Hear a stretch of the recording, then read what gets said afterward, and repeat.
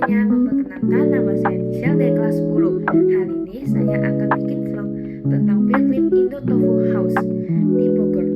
Gimana keseruannya? Yuk kita saksikan bersama-sama.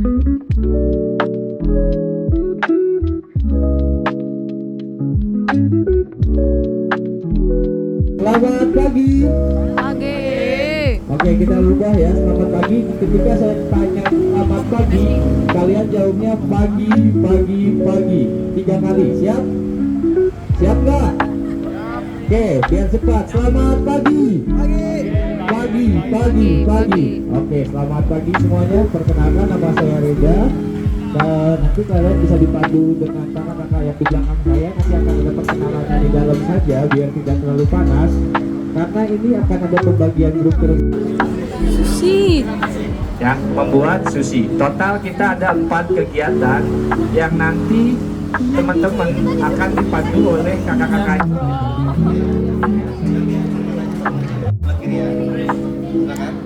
Iya. Oke, dilanjut. Dan jadi harus direndam dulu selama 3 sampai 4 jam. Jadi untuk kacang ini sudah membesar dan sudah melunak. Nah, di sebelah sini itu ada pan-nya sebelah sini yang bisa mencapai yang cukup besar dan direndam selama 3 sampai 4 jam. Oke, sekarang ada proses penggilingan.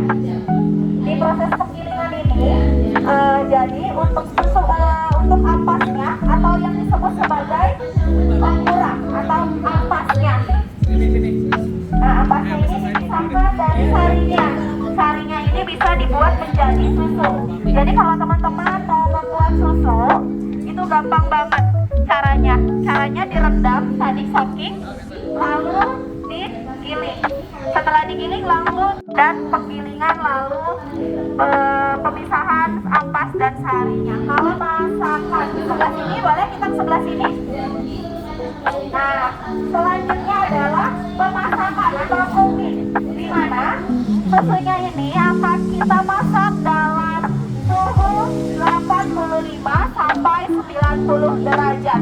Gunanya yaitu untuk membunuh bakteri-bakteri. Di proses ini kita sudah bisa menikmati susu kedelai. Jadi teman-teman kalau misalkan mau bikin susu kedelai, cukup langsung direbus aja dan didiamkan. Lalu setelah dingin teman-teman bisa langsung minum. Setelah sini ketika sudah dimasak dalam suhu 85 sampai 90 derajat, itu kita diamkan selama 15 menit supaya tidak terlalu panas. Setelah itu kita masukkan cairan tersebut dan lalu kita bisa mengubah menjadi curd. Curd itu adalah gumpalan-gumpalan yang nantinya akan kita cetak menjadi tahu. Nah, curd ini adalah salah satu bahan dasar pembuatan tahu. Jadi tapi tidak boleh terlalu berat karena takutnya nanti terlalu padat jadi tidak jadi. Tapi kalau misalkan terlalu ringan juga akan memakan proses yang lama. Nah, di sini juga ada nih. Ini adalah alat-alat pressingnya.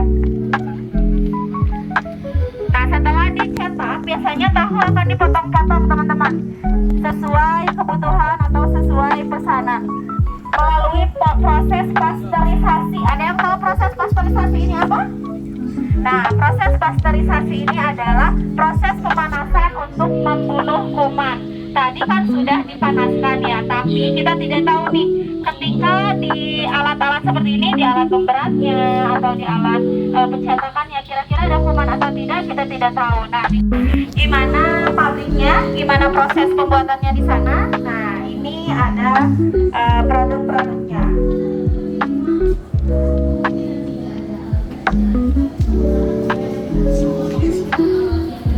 Oke, tadi kita ada bikin susu ya. Nah, ini adalah salah satu produknya nih teman-teman.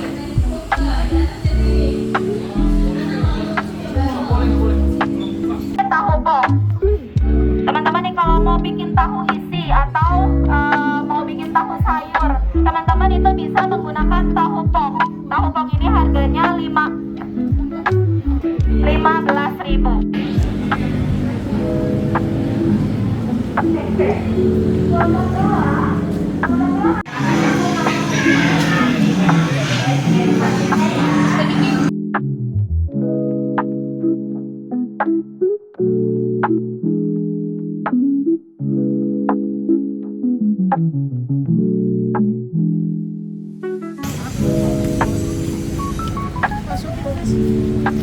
Mesin-mesin hanya dari luar saja.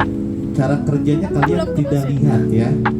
Nanti di video ini kalian akan melihat mesin-mesin, cara kerja mesin-mesin yang ada di dalam pabrik itu tadi ya. Sajian kuliner mulai dari kaki 5 sampai bintang 5, dari dalam mobil sampai masuk hotel.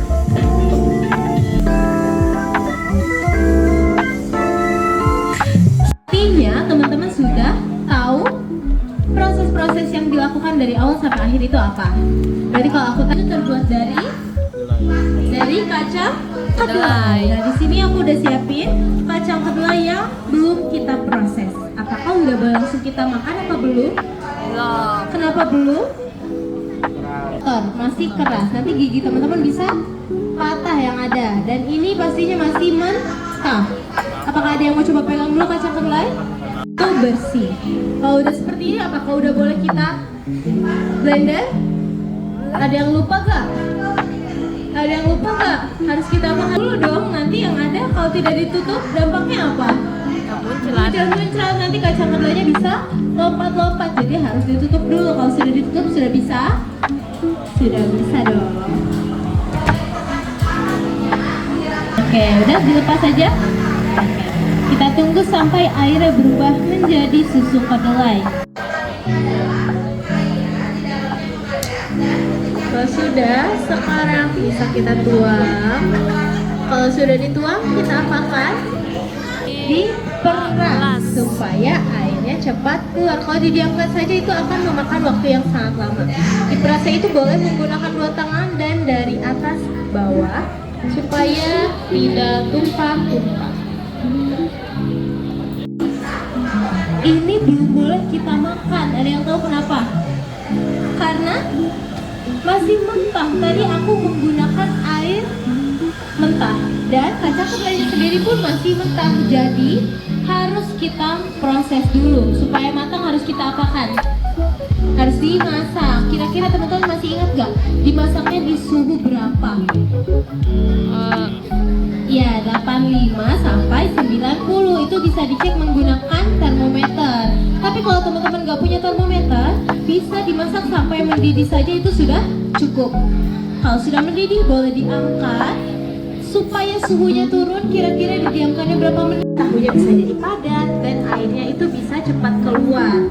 Bisa kalau pakai yang ringan, cuman akan memakan waktu yang sangat lama, bisa mencapai 30 menit. Tapi kalau di rumah juga teman-teman bisa kok menggunakan benda yang berat.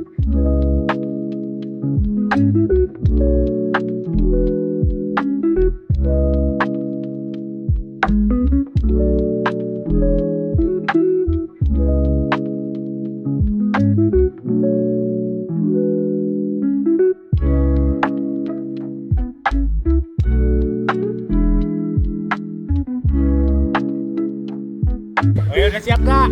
Siap. 1, 2, 3.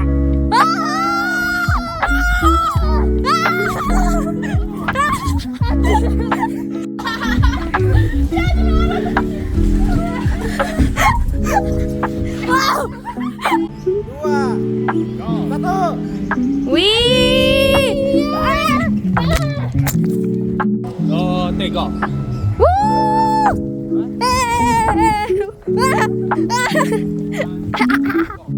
Sama.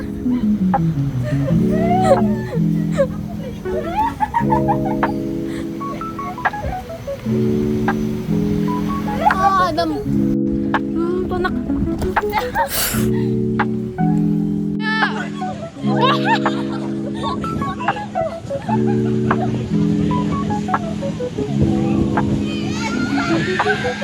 Nggak bisa.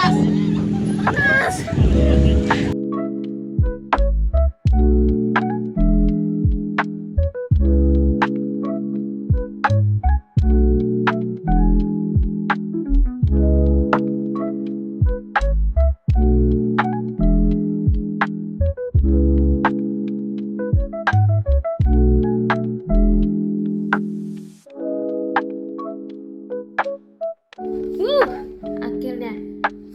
kali ini kita sudah selesai. Gimana kali ini? Seru kan? Kalian jangan lupa datang ke Indo Tofu House. Di situ sangat seru. Oke, sekian dari vlog saya. Terima kasih.